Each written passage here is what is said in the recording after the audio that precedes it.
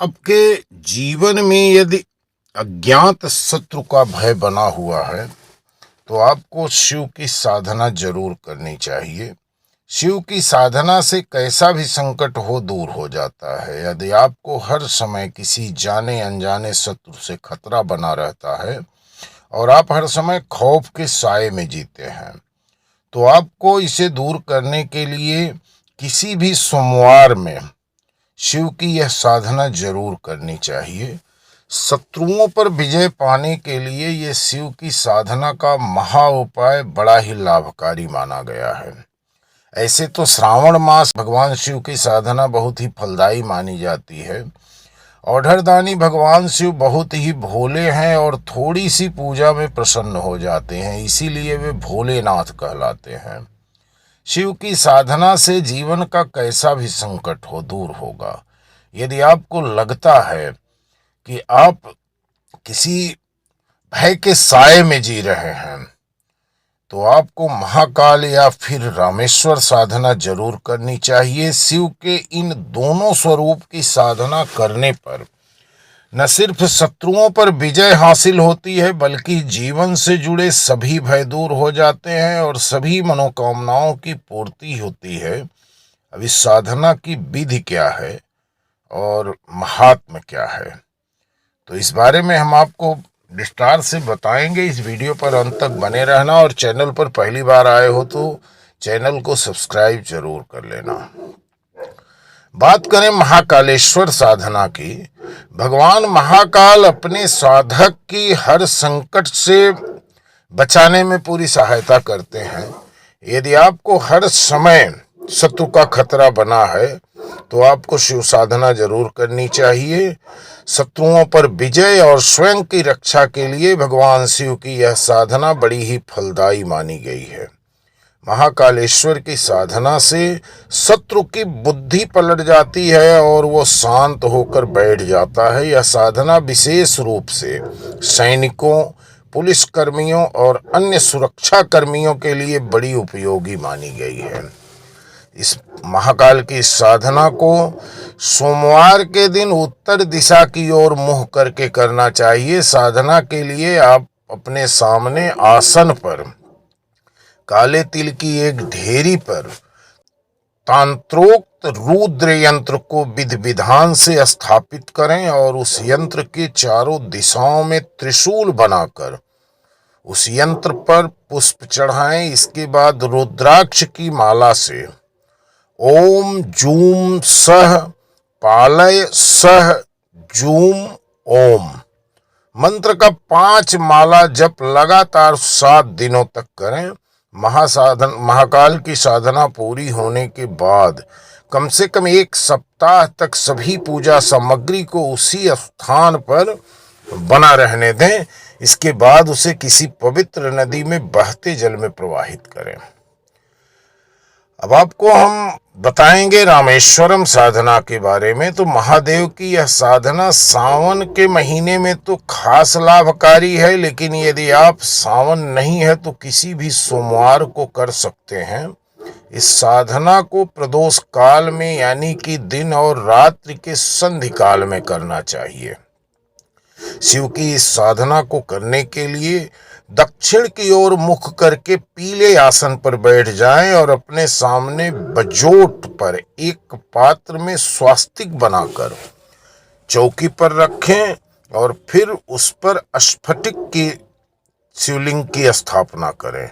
इसके बाद शिवलिंग का विधि विधान से पूजन एवं अभिषेक करें। साथ ही जिस मनोकामना को लेकर आप भगवान शिव की साधना कर रहे हैं उसका मनन करें। इसके बाद जमीन पर आचमन से जल डालें और ओम हौम शिवाय शिवपराय फट मंत्र मैं दोबारा बोल रहा हूं। ओम हौम शिवाय शिवपराय फट मंत्र का रुद्राक्ष की माला से जाप करें और उस माला को कभी आप अपने गले में धारण न करें। ऐसा 3 दिन तक आपको लगातार करना है। इस साधना को करते समय प्रतिदिन सिर्फ में एक ही बार भोजन करना है, वो भी सात्विक भोजन करना है, जैसे लहसुन प्याज वर्जित रहना है। साधना समाप्त होने के बाद शिवलिंग को अपने पूजा स्थान पर स्थापित कर दें और प्रतिदिन उसकी पूजा करें तथा रुद्राक्ष की माला को गले में धारण कर लें और उसकी शुद्धता और पवित्रता को बनाए रखने के लिए उसके नियम का पालन करें। रामेश्वर साधना करने पर शिव के साधक को जीवन के सभी सुख प्राप्त होते हैं और वह जीवन के प्रत्येक क्षेत्र में सफलता हासिल करता है। इस साधना को करने पर कैरियर या कारोबार में आ रही सभी अड़चनें दूर होती हैं। यदि आपकी प्रगति में कोई बाधक बन रहा हो तो उसकी हार निश्चित होती है। भगवान शिव की साधना अत्यंत ही सरल और शीघ्र ही शुभ फल दिलाने वाली मानी गई है, लेकिन शिव की साधना में कई बार जाने अनजाने में होने वाली गलतियां हमें पुण्य के बजाय पाप का भागीदार बना देती है।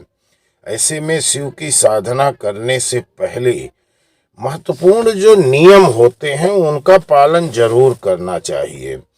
हिंदू धर्म में भगवान शिव को कल्याण का देवता माना गया है और ऐसी मान्यता है कि जिस भी घर के पूजा घर में भगवान शिव की विधि विधान से साधना आराधना होती है वहां पर शुभता और संपन्नता का वास होता है।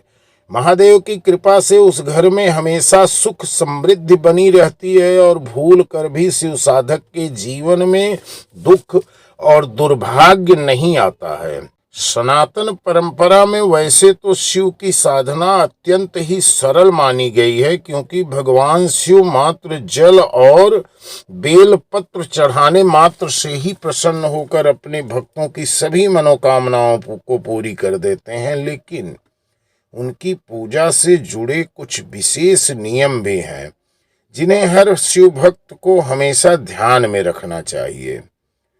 यदि आप भगवान शिव के साधक हैं तो आपको उनकी पूजा करते समय दिशा का विशेष ख्याल रखना चाहिए।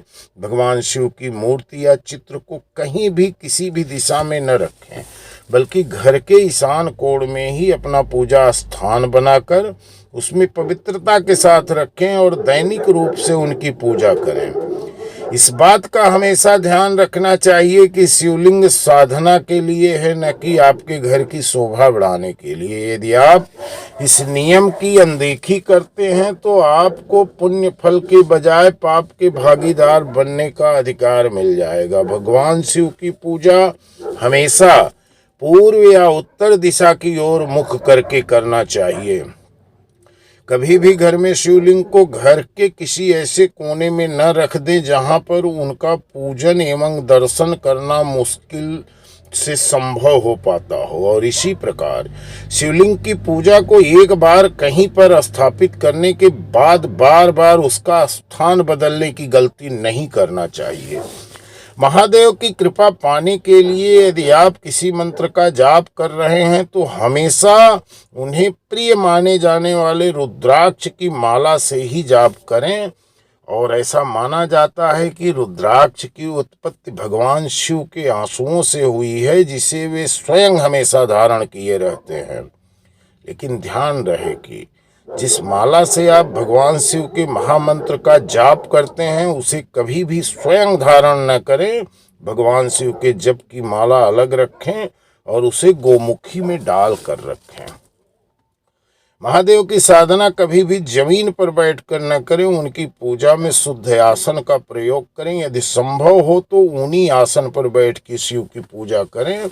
इस बात का हमेशा ख्याल रखें कि पूजा में हमेशा अपने ही आसन का प्रयोग करना चाहिए। कभी भी दूसरे के आसन पर बैठकर पूजा न करें और न ही किसी दूसरे की माला से शिव के मंत्र का जाप करें।